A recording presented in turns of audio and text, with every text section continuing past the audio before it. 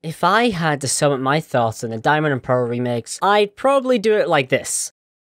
What the fuck?! I haven't made it a secret that I'm royally disappointed with how these games look. Hell, the only reason a quarter of my subscribers even subscribed to me was because of that opinion. Unfortunately, I've seen a decent amount of positive feedback to the Gen 4 remakes. And if you think otherwise, you'll end up with a bunch of angry commenters saying Pokemon fans are never happy and act like they've won the argument solely off of that statement. So, I intend to be a voice for the group of people who aren't happy with Brilliant Diamond and Shining Pearl. Because someone's gotta call that shit out. Obviously, I'll go about it in a respectful manner, but you should come along for the ride if you feel the same as me. That's me telling you to subscribe, by the way. Just hit the button, then hit the like button as well, why don't you? Top it all off with a comment and watch the rest of my videos. Now, my first video on this topic was a fairly raw reaction of anger. You should check that out, it's kind of funny. I was pissed. I've waited so long to have my childhood Pokemon games remade in all their glory, and Masuda just took a shit and wiped my face in it instead. That video was just my reaction, but now I think I should talk about how I would have gone about doing Gen 4 remakes. What did I imagine I'd see in the trailer?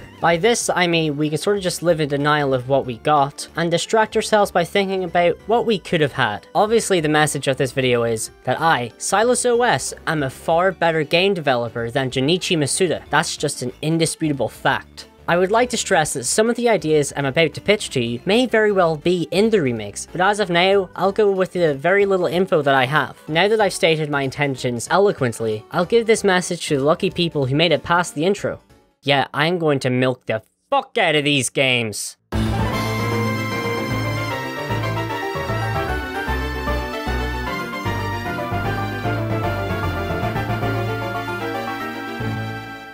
Let's get the big one out of the way. The games look awful. The art style hurts to look at. I've used the word awful so many times in the past month, and it all started because of this game. I get that art is a subjective thing, but fuck, this kills me. Even if you like the art style, and if you do, you should see a doctor or a psychiatrist or something. You can't deny that these games look bad on a technical level. There's so many textures that look jagged and rough around the edges. The environments look like they've had any charm sucked out of them. Ilka massacred this game, and I heard Ilka worked on Nier Automata from a commenter on my last Diamond and Pearl video, so I have no idea how they went from this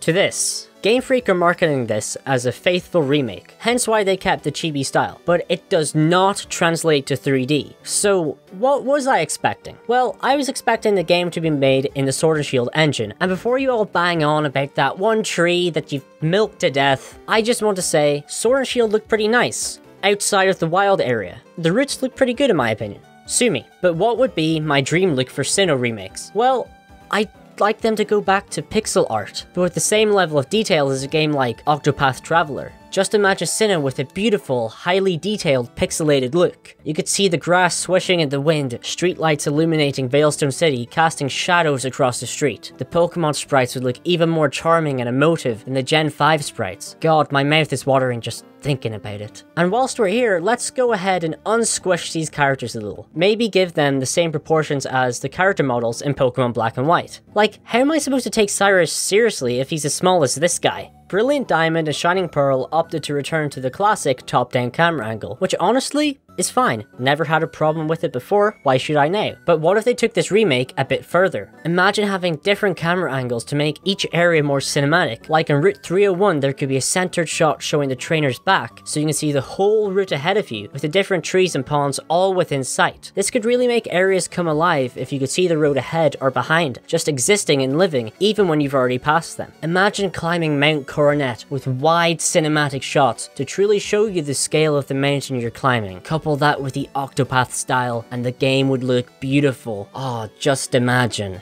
When I say imagine, I mean really do it. I lack the artistic talent and resources to visually portray to you how I want the game to look. All I have is my words and this footage of Sky Arrow Bridge to vaguely show you what I mean. But hey, subscribe for more of this. It's things like this that are the reasons I responded so strongly to the trailer of these games. Thinking of how Masuda could have used the resources and the more powerful hardware of the Switch to bring back Sinnoh in the greatest way possible, but instead he went with a faithful remake. But if you ask me, that's just a way of sugarcoating laziness. But let's move on from this. Here's another one to get out quick. Pokemon walking behind you. We've seen this make a resurgence in recent years, but it's not in the remakes. Why the hell not? The Switch can very easily do that. I don't care if it's faithful. This is an obvious improvement that's impossible not to think of. Alright, what's next?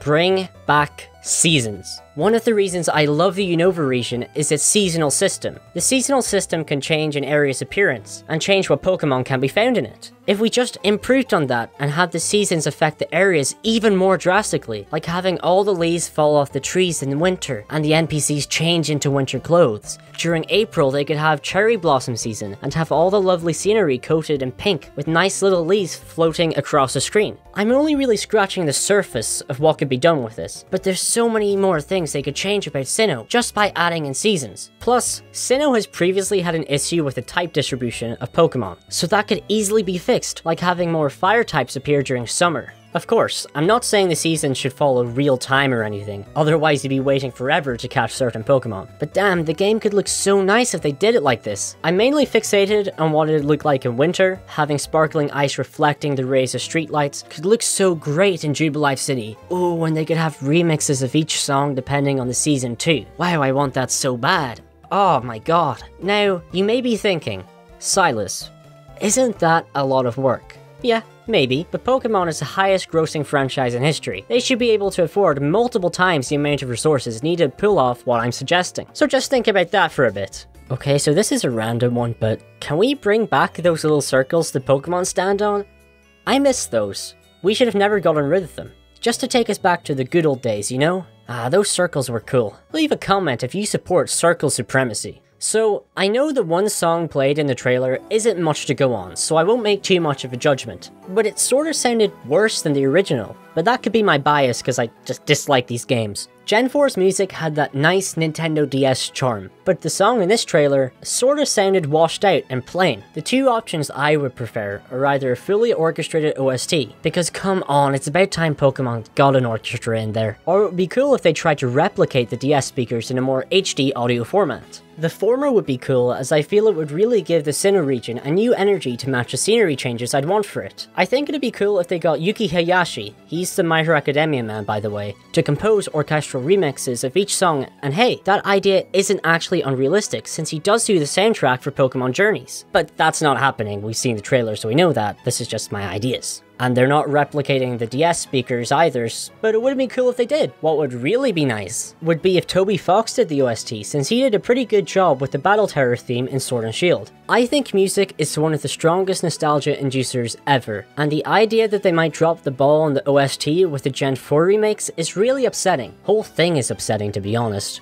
That Pokemon Presents extracted a heavy toll, but let's not think about that too much, and I am running out of phrases to transition us into the next idea, but let's move on. What did we all love about Omega Ruby and Alpha Sapphire? Soaring! That shit was the coolest! Finally, we were able to control the trainer as they soar over the region on the back of a Pokemon. You could travel to all the places in Hoenn and look at them from the sky, but the biggest deal for me was all the things to be found in the sky. You could find Hoopa portals to catch mythical and legendary Pokemon, or you could find them in the clouds like the Weather Trio. Damn, you can make your way over to other islands and explore new areas to find rare Pokemon. The amount of time I poured into exploring the skies in Oris was endless. I loved that feature to bits, and they really should bring it back for Brilliant Diamond and Shining Pearl. I reckon it'd be harder to pull off with an Octopath art style, but it's 100% doable. Flying past Mount Coronet and looking over the lakes of the Sinnoh region would be a dream come true, genuinely. Young Silas would die for this, I promise you. Imagine if this was used to access the unused mythical Pokemon events from Gen 4. That's another thing I would do. All those locked away areas that we only got to through glitches, put those in the games. Have a soar at night to find an entrance to Darkrai's area, and throw in a bunch of other legendaries whilst you're at it. Maybe once you catch all the legendaries the game has to offer, you unlock a path to fly above Mount Coronet and face Arceus or Arceus or whatever you want to call him. That would be cool. So yeah, soaring and these unused event Pokemon would go together so well. And hell, if the remakes that, you know, are actually real has soaring, I might respect the games at least a tiny bit. Shit like this makes me all giddy thinking about it. Hope Pokemon picks itself back up so we can go back to freaking out over flying. Actually, what does it say about Pokemon if we all freaked out over flying? let's not dwell on that. Let's talk about the story. Obviously, the plot is going to be pretty similar, if not identical, to the original games. Right now, it's unclear if Palkia and Dialga are going to get any new transformations like Groudon and Kyogre did in Aurus. We have seen official renders of the two legendaries, looking the same as they always have, which does cast doubt in them getting any significant changes. So yeah, it would be cool if they found a way to give them something like primal forms. Primal Dialga does actually exist in the Mystery Dungeon games, but I'll be hoping for something, a little more inspired than that. As for the Lake Spirits, they're fine as they are. Don't really need anything done to them, I like them, they're cool. Game Freak can leave them as they are and I won't care. Remember how I called these remakes lazy? Well, the thing that would truly determine that is whether or not the remakes include something like a Platinum episode. Just picture a bonus story that expands on the lore around Giratina and the Distortion World. The amount of things you could do with the Antimatter Pokemon, there's so many things. They could use that opportunity to really flesh out the Distortion World and what it can do. If it were me, I'd try something really ambitious and create some new Pokemon that dwell only in the Distortion World, but maybe that'd take away from the idea of Giratina's solitude. I don't know. They can maybe talk about if the Distortion World is linked in any way to Ultra Space. And oh god, it could look amazing in the Octopath art style I've been talking about. Obviously, I'd like a transformation for Giratina as well. Maybe an antimatter form or something. It could be really cool. What worries me is that there's always a chance Masuda will take the word faithful too far, if he hasn't already, and skip out on the whole Distortion World thing altogether. I know you think that's unlikely, but when it comes to current Pokemon, no bad game design is out of reach for them. Another thing I'd want to see would be a bonus story that expands on the commanders of Team Galactic. They're extremely loyal to Cyrus, but we never see a full explanation as to why they're loyal. What I have in mind is something like the Kill la Kill episodes, where they give a backstory explaining why each member of the Elite Four chose to follow Lady Satsuki. I want to see what effect Cyrus had in their lives, but I don't think this will ever happen. It would be awesome if it did though. Maybe all the questions about Commander Saturn being Cyrus's son could get answers. Or is this just an elaborate way of me saying I want to see more of Commander Jupiter? Like, all I'm gonna say is, they named her after the biggest planet for a reason. I mean, just, come on. Yeah! The last thing I'll talk about to do with the story is the Canalave Library. That place had a bunch of cool lore in it. So, you know, let's put some more in there. Flesh out the history even more, why don't you? I'm sure there's a lot more to tell. It'd be even better if there was some stuff in there that linked to Legends Arceus. I'm just spitballing here. But besides the library, that's about all I have to say for the story. At the very least, the remakes will have the same story as the originals. But I'll go ahead and say it'd be downright pathetic if they don't include Giratina and the Distortion World in at least some form. As far as I'm concerned, that's the bare minimum. You know, there is an NPC in Twin Leaf Town in the remake trailer that only appears in Platinum. So maybe that may be an indication to look at this as a Platinum remake split into two. So let's give a huge round of applause to this NPC.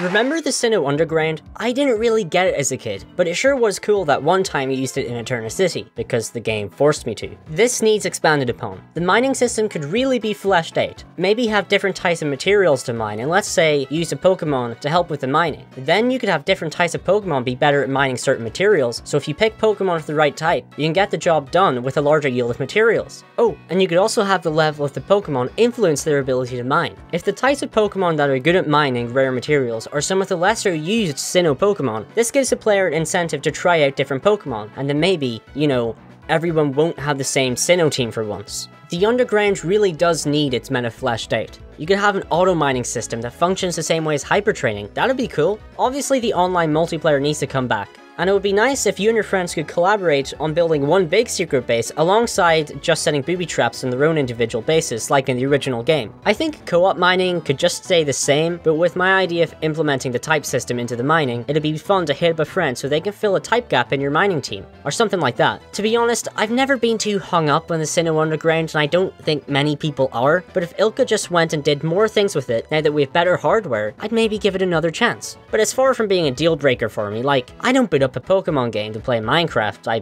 boot it up to play Pokemon, if you follow what I'm saying. Alright, so these games pissed me off already, but damn, if they don't bring back the Wi-Fi Plaza, there'll be hell to pay for me. I'll unleash World War IV onto the people of the Earth. Yeah, we're skipping right past World War III. 3 would never be able to contain the sheer magnitude of my wrath. I'm talking about an extinction level event right here. What do I want from a remade Wi-Fi Plaza? Well, Not much. I just want the same area where I can interact with other players and play minigames with them, but maybe make some better minigames that would be more suited to the Switch's controls, you know? Cause I can't do much with the touchscreen on the Switch if there isn't a touchscreen to use. I'm not really asking for much here, as these were in the original games and will probably be in the remakes, but if it isn't, oh boy. Honestly, just make sure that little train thing you ride on is still there. The train is a very important detail to me. Very. I mean, let's be real, competitive Pokemon is the biggest and saddest waste of time on the planet. Like, I respect Pro League players more than I respect Pokemon players, which really says a lot. But competitive Wi-Fi Plaza? I get behind that shit in a heartbeat. I'd make sure I'd sweep the entire competitive scene, then retire with the billions I made from my Plaza career. I'm onto something here. Competitive Pokemon is about to be revolutionized, holy shit. Also, the Battle Frontier better be in this game. If Masuda pulls the same shit he did in the Gen 3 remakes, I promise you everyone is going to be livid, whether or not they like these remakes. I wouldn't do anything to change the Battle Frontier, just have it be there. I have some quick ones here. Mega Evolutions for each of the starter Pokemon. Been waiting a long time to see Mega Infernape, and I'll be scundered if I don't see it. Mega Evolutions are the best gimmick Pokemon is introduced. And I hate that Game Freak is trying to filter it out. It's a sin. They're so cool. Why would you get rid of it? My next idea is a long shot. And the fact that the remakes likely won't have this isn't one of the reasons I think they're bad. It's just what I would have done if I was in charge. We need more branching evolution paths. Most Pokemon follow a linear evolution path, but I want older Pokemon to be given different evolutions that are decided by the conditions of where they level up, or what item they're holding, or what time of day it is. I think something like that could really bring back the sense of wonder into Pokemon, and the excitement of when a friend has the same Pokemon as you, but evolves into something different. Branching evolution paths could really personalize the game's experience and help fix the problem of all Gen 4 teams being the same. But like I said, this is about as likely as National Dexter shutting the fuck up. Do I have anything else? Yeah, well, some new areas would be cool. I'm kind of fixating on a Cherry Blossom area, but there's plenty of other things they could do. Just anything to freshen up the Sinnoh region whilst keeping it authentic. Yeah, that about covers it. That's what I wanted from the Gen 4 remakes. And it's never gonna happen. Okay, hang on, I'm about to go on a rant, so can we get in some sad music to portray how sad I am about these games? Yeah, that's good. If you liked my ideas, I'm sorry that you're probably feeling depressed when you think back to the trailer we all saw. I don't really know how Masuda and Ilka managed to fuck up this monumentally. It's not even just the ugly art style. It's also that the textures and models are objectively bad from a graphical perspective. This isn't faithfulness. It's incompetence, just so they can make a game on the cheap and bring in a huge profit. Myself and many others were waiting for Gen 4 to come back better than ever. But damn, the originals are probably going to be so much better. I've always hated the people who refuse to acknowledge when a remake is better than the original, but holy shit, these remakes are likely just way worse. You can't even defend it by saying the hardware is limited, because it's not. Now, I don't like the style of Link's Awakening either, but graphically, just look for yourself how much better this is to Brilliant Diamond and Shining Pearl. Hell of a reality check, right? The sad thing is that all of my complaints get so easily cast away by people saying Pokemon fans are never happy.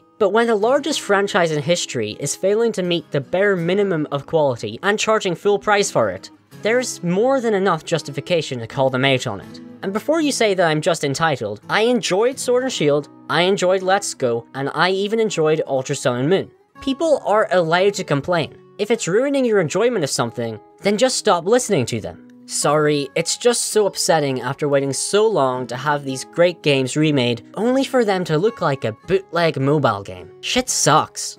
But yeah, I suppose I've gone on a bit now. But this was basically me detailing what would have made me approve of these remakes. I don't think anything is going to be able to change my mind, but let's hope at least some of these ideas make it in. Don't buy these games if you agree with me, by the way. At least don't buy them firsthand. We shouldn't support it if we don't like it. Because if we do, they're just gonna do this more. Okay, so those are my ideas. I hope you like them.